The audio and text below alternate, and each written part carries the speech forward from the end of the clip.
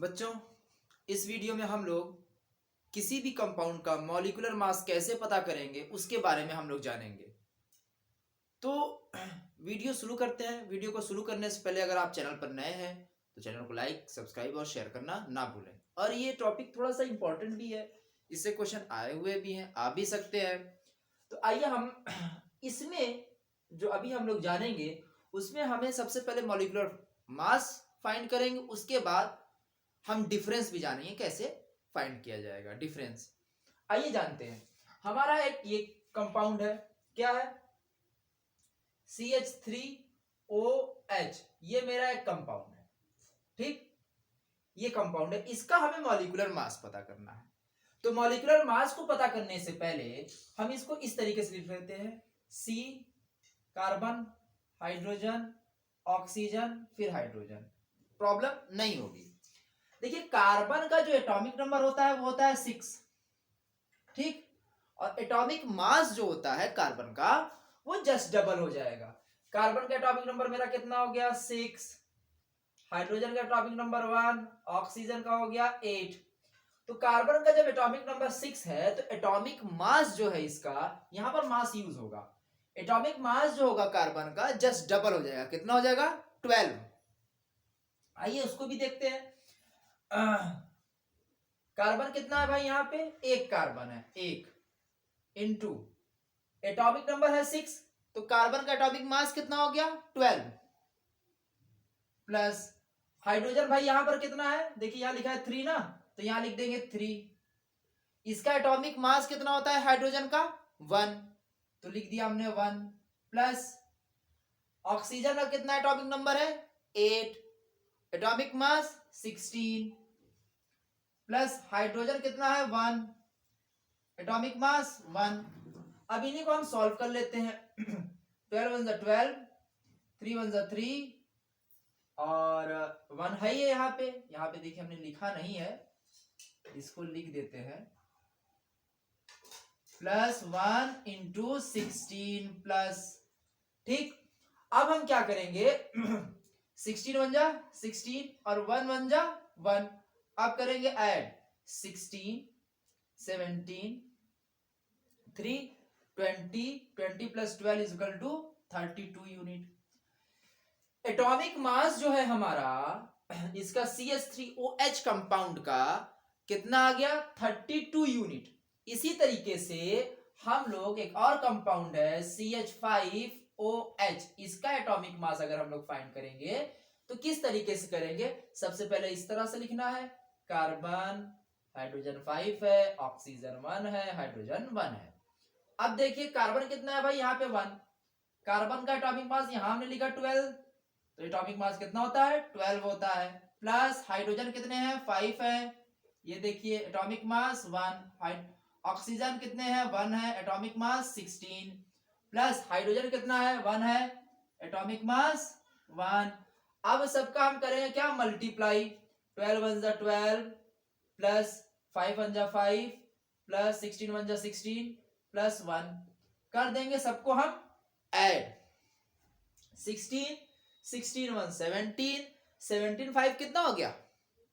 22 22 plus 2 कितना हो गया? 24 24 प्लस 1, तो मेरा कितना हो जाएगा? 34, मतलब 22 प्लस 10 मतलब 34। तो यहां पे देखिए हम फिर से एक बार करते हैं इसको हम लोग। CH5OH है, तो मेरा क्या है? कार्बन 1 है, हाइड्रोजन 5 है, ऑक्सीजन 1 है, हाइड्रोजन 1 है। Carbon 1 atomic mass 12, hydrogen 5 atomic mass 1 और ऑक्सीजन 1 एटॉमिक मास 16 और हाइड्रोजन 1 एटॉमिक मास 1। मल्टीप्लाई किया, 12 5 16 1 आ गया। अब हम क्या करेंगे? इसका एटॉमिक मास अगर हम निकाल लेते हैं तो मेरा कितना हो जाएगा? 16 1 17, हाँ 17 plus 5 22, 22 plus 2 24, 24 plus 10 34 unit. 34 unit ये हमारा आ जाएगा। अगर हम इसका डिफरेंस फाइंड कर लेते हैं, डिफरेंस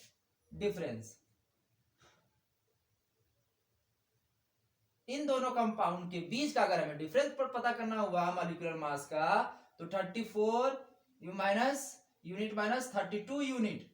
अब दोनों को अगर हम सब्ट्रैक्ट कर देंगे तो आंसर कितना आ जाएगा, 2 यूनिट। ठीक, ये इसका आंसर है, ये मॉलिक्यूलर मास है, ये भी मेरा मॉलिक्यूलर मास है। तो ये दोनों हमने जो फाइंड किया ये मॉलिक्यूलर मास है, और दोनों कंपाउंड के बीच के जो मॉलिक्यूलर मास था उसके बीच का जो डिफरेंस हमने फाइंड किया वो 2 यूनिट आया। अभी अगर यहाँ पे C2H5 होता, जस्ट ये डबल हो जाता, तो यहाँ पे 24 हो जाता, तो इसका कितना आ जाता मेरा 46। इसी तरीके से आइए दूसरा देखते हैं, इसका एटॉमिक मास फाइंड करते हैं C2H5OH का। क्या हो गया, C2 है, H5 है, OH, O plus H oxygen plus hydrogen. यहाँ पे देखिए कार्बन 2 है, कितना एटॉमिक मास हो गया 12, हाइड्रोजन 5 है, एटॉमिक मास कितना हो गया 1, ऑक्सीजन 1 है, एटॉमिक मास कितना हो गया 16, हाइड्रोजन 1, एटॉमिक मास 1। अब करते हैं मल्टीप्लाई, 12 टू 24, 5 1 जा 5 प्लस 16 1 जा 16 प्लस 1। अब हम क्या करेंगे, दोनों सबको ऐड कर देंगे, 16 1 17 5 22, 22 plus 2 is equal 16 17 5 22, 22 plus 4 26, 26 plus 20 is equal to 46 unit. इसका एटॉमिक मास कितना आ गया 46 यूनिट। अगर यही हमें करना हुआ C3H7OH का, तो हम क्या करेंगे, कार्बन 3, हाइड्रोजन 7, ऑक्सीजन 1, हाइड्रोजन 1। अब हम क्या करेंगे 3 कार्बन है और यहाँ पे मास हो गया इसका 12, 7 हाइड्रोजन है, मास हो गया 1, 1 ऑक्सीजन है, मास हो गया 16, और हाइड्रोजन 1 है तो मास हो गया 1। अब भैया यहाँ पे मल्टीप्लाई कर दो, 12 3 जा 36, 7 1 जा 7, 16 1 जा 16, 1 1 जा 1। अब करते हैं सबको हम ऐड, 36 प्लस 7 कितना हो गया 43, 43 प्लस 1 44, 44 प्लस 6 50, 50 प्लस 10 60 यूनिट। अगर यही हमें डिफरेंस पता करना हुआ दोनों का डिफरेंस, अगर हमें डिफरेंस पता करना हुआ तो हम क्या करेंगे, 60 यूनिट में से 46 यूनिट को कर देंगे माइनस, तो मेरा कितना आ जाएगा 14 यूनिट। आंसर कितना इजी था, यहाँ पे 4 इस तरीके से बनाते हैं, 14 यूनिट था ना इजी।